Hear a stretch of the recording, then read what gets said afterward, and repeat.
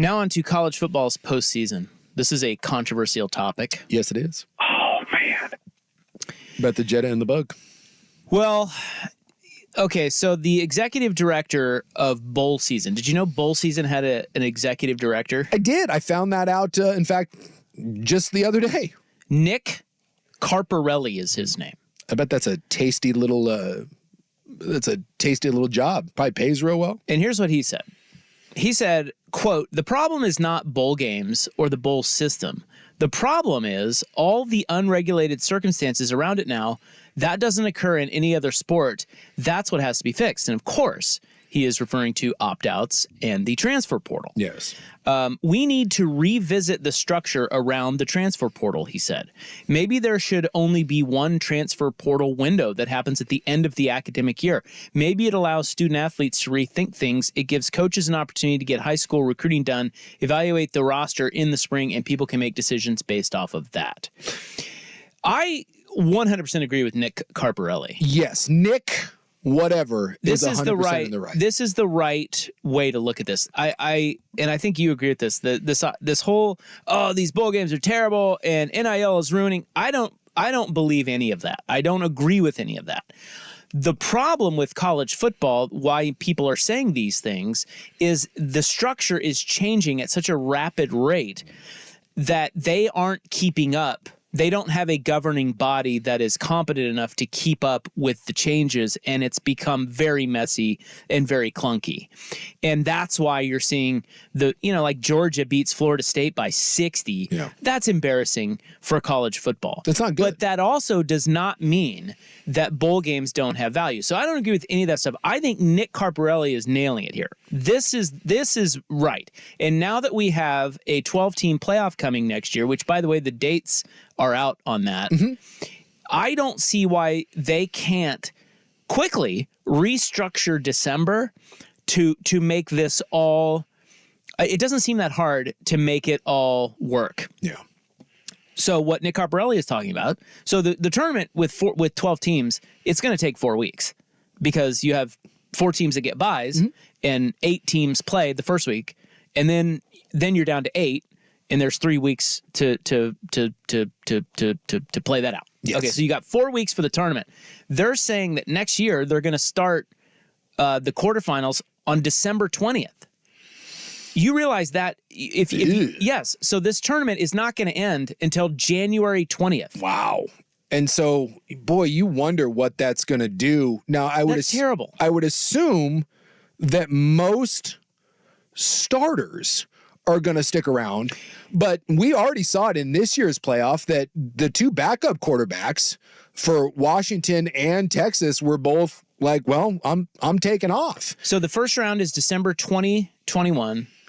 Quarterfinals are December 31.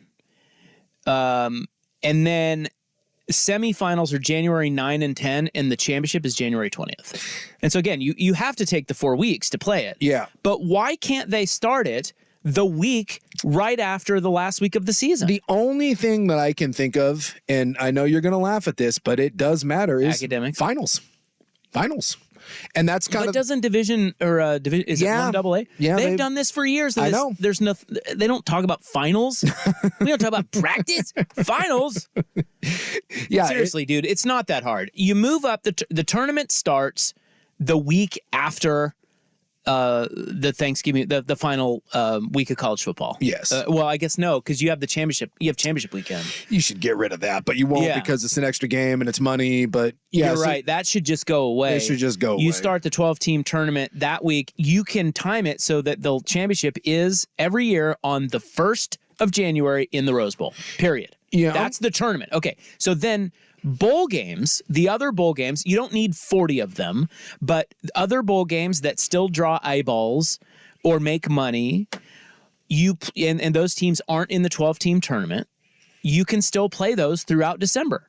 Yeah, because they're one-offs. Yeah, they're so you can play them. It doesn't matter. You can play them. You can watch them if you want. Don't watch them. Bitch about them. Whatever. They're going to have them. Yeah, because anytime Ohio State, like somebody I was talking to today said they were talking about Missouri, Ohio State and how bad that game was. Well, that's true. But at the same time, anytime Ohio State is playing in a college football game, you're going to get a lot of people watching. Yes. I'm a Kansas basketball fan. Let me tell you something. They don't need to be playing in the championship for people to be going crazy over them playing. Anytime they're playing, their fans are watching. And so those bowl games remain relevant for that reason. Yeah. And because not everyone, by the way, is the vast majority of teams are not in contention exactly ever for this. So you get your bowl game. ESPN still gets their programming because they want it. And I keep bringing it up, but the most ridiculous thing in the world is that Utah and Northwestern drew 4 million people. Yeah. 4 million people watch that. That's an NBA playoff game. And it's Utah and Northwestern. Exactly. So okay. people do watch. And to your point, so the Pac-12 title game this year was December 1st. Oh, it was December 1st. It was December 1st. So you would have. Oh, yeah. You're right. I was thinking it was a week later. No, it's December 1st. So if it happened the same kind of the time frame started that week, you would have basically 2 extra weeks that you're doing nothing before you start this tournament. Right. Even if you wanted to take a week, I don't understand why you need 2 weeks off in order to do this. Right. Doesn't make any sense. And then you can, even if you do take the 2 weeks, you can throw in some other bowl games, keep people's whistles wet. Yeah. And then the only other thing you have to solve at that point is opt-outs and the transfer portal. And I don't understand why, like this guy is saying it. He's saying move that until after January. Yeah, and if it is a school thing, and guys, because we need to do this once. I was listening because I love my Ducks Roundtable. I was listening to the Ducks Roundtable, the Ducks coaching show. Schultz, do this for me. Reach out to the Oregon compliance officer. It was I forget what her name was, but she was on there, and it was a really interesting interview because she was talking about the transfer portal and how absolutely chaotic it is with school. Because when a player opts out, not only do you have to go find a new place to play, but you do have to enroll in classes. Like and not all schools are on the same calendar because some are on semesters, some are on quarters, and by the way, every sport has different transfer portal rules. So it's not that the women's basketball portal is different than the men's and football. And so there is so much that goes into it. And I don't know specifically if this calendar is set up specifically to deal with academics, but it would make sense if in this, kind of multiple portal, is it possible that we just shrink it down and you have to wait until spring?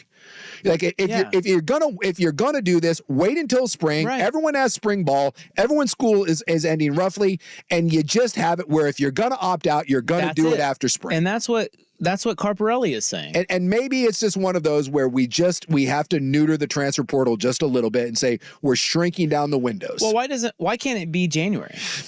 Well, again, my guess is that if you did it in January, you might end up screwing people over with school, because a lot of schools, like my son went back to school, and again, I know he goes to Central Washington, it's not the same, but they start school on January 2nd. So, if you push this transfer portal back until January and you get opt-outs, you have guys that may not be able to find a place to play until the end of January, and by then you're a month into school, and what do you do then? All right. Yeah. All right. Well, I was just looking at the calendar for this year. So if you play, you can still play, and somebody mentioned this, so with the automatic bids to the tournament, you have to have conference championship. So let's say let's just say you keep conference championships. This year, so you played the Oregon-Washington game was on December 1. Yeah. You still have the weekend of the 9th, the next weekend, is you start the 8, the 8 team that didn't get 12 team. Yeah. Well, that 4 get buys. Yeah, so it's the first round. Yeah. And then you have the final 8, the quarterfinals on the weekend of the 16th. Yep. You have the semifinals on the weekend of the 23rd. And guess what? That sets up the final for January 1. You give the teams 2 extra days. You play in the Rose Bowl. You could do that every year. The only thing you have to do is you have to move the transfer portal till after. And like you said, maybe that's not January. Maybe it is. The only chance for you to transfer is spring. Because there is a portal open in spring. Yeah. There's just multiple portals. So more of them do it in December, though. Because it's you want to play spring ball and you want to set yourself up. But maybe you don't get somebody mentioned to me today, I was talking to Hugh from ALNA. He was like, well, maybe you don't get your NIL money unless you play in the December game. Fortunately, you can't do that. Or you stick around. Laws. Yeah. Anytime anyone, and this is why people ask why the NIL is kind of like the wild, wild west, because no one has the balls to actually try to put the reins on NIL, because the moment you do, there's these wonderful dudes called lawyers. Look up who Jeffrey Kessler is. That guy, his hobby is suing the NCAA. And so you just, if you put any sort of infringement upon these things, you're just opening yourself up for lawsuit after lawsuit, which is why the NCAA is so desperate for federal legislation to come down. Because remember, NIL, it's different state to state, and you're just getting wiped out in the court cases, which is why they're desperate for a federal ruling to come in and kind of put some safety rails on this. But anyone that doesn't like NIL, I'm sorry, but it's not going anywhere, because it turns out that preventing someone from making money on their name and likeness, yeah, that's illegal. I just love these idiots. No offense, but in this, maybe you're not idiots, but in this case, you are. I love the people that are like, it's ruining the game. Yeah, federal antitrust laws don't get violated because you don't like what happened to your fun little sport. It doesn't work. I want to go back to the olden day where they got scholarships and nothing else. Well, the federal courts and the state courts and the senators and everyone else, they disagree with you because it's the law. You don't get to have something because you want it that specific way. It's just, it's silly. So this argument about it ruining the sport or that it's changing it for the worse, I'm sorry, but you had it your way for years and years and years, and it was illegal. It was illegal. Okay, let me bring up one other thing, because this doesn't seem that hard on the opt-out issue. Why? So do you think that there will be fewer opt-outs for the playoff teams? Yes. Because there are, I mean, Yes. this year there were. Backups will go, but starters, I would be very surprised. Right. Okay, so. Because like Kyle McCord left for Ohio State, all their quarterbacks did. Yeah. Under the 12-team playoff, Ohio State would have been in it. And those guys wouldn't have left. They would have left in the spring, but they would not have left in the playoff. Exactly. So just on the surface right now, we're already looking at the opt-out problem being a lesser problem. 100%. Because now you're expanding the tournament to 12 teams, and guys aren't going to, if they're in that tournament, they're not going to opt out. It kills it for the other schools, but if you're it already was that way for the others. I mean, look at Ohio State's bowl game. I mean, it was a joke. Yeah. Florida State, joke. Yeah. So and those were both big bowls. So maybe you just still have to, in the other bowls outside of the tournament, we still have to put up with the opt-out thing. But opt-out, you know, it's actually going to become less of a problem next year. But if you just change the stupid calendar, just change up December. It just doesn't seem that hard for them to get that right. The biggest thing that would improve college football immensely at the end of the season is just that. Is make December college football month, man. Yep. And maybe there's some problem with the NFL with this. Like the NFL, it's a big month for the NFL too, but you know, they still have Saturdays. The NFL ain't sweating it. Well, I'm not saying they are. I'm saying college football is sweating the NFL. Like if you really structure this well, you can take over December. Like December is must-see TV for the college football conference championships, then the other bigger bowls, then the 12-team playoff. You'd have something every weekend. Yeah, and these numbers all the way till the 1st of January. And these numbers are going to be huge. 27 million people tuned into the Rose Bowl. You're going to be able to put up similar numbers to this in multiple games. It's going to be an absolute bonanza. And I'm with you. I don't know why and I do know why, because there's no single entity in college football. They don't have a governing body that's worth a but eventually when some of these lawsuits start coming and you form the super conferences and they break away, you are going to get some form of collectively bargained entity. There's going to be a commissioner, and eventually they're going to come up with best practices and something like what you're talking about. I'm going to say within 5 years, some form of what you speak, I bet sooner, will be, that's why I said within 2026. There will be some version of what you're talking about. So with the change to the 12-team playoff, they had to really rush to kind of figure out how to schedule that. Yeah. And they have scheduled 2024 and 2025 already. Yeah. So these next 2 seasons, the championship is in Atlanta next year, and it's in Miami in 2025. Mm-hmm. They've already set the dates.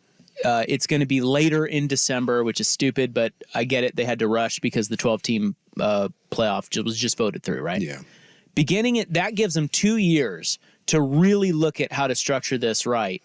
and make more money off of it. By 2026, they will have this figured out. And there doesn't need to be a different governing body, although I think there will be. It's going to be the College Football Playoff Committee. That's the group now that runs college football, not the NCAA. Yeah, they'll come up with some cool rules. So they'll come up with the whole thing. Hopefully they do it right, although it usually, in college football, it takes them forever.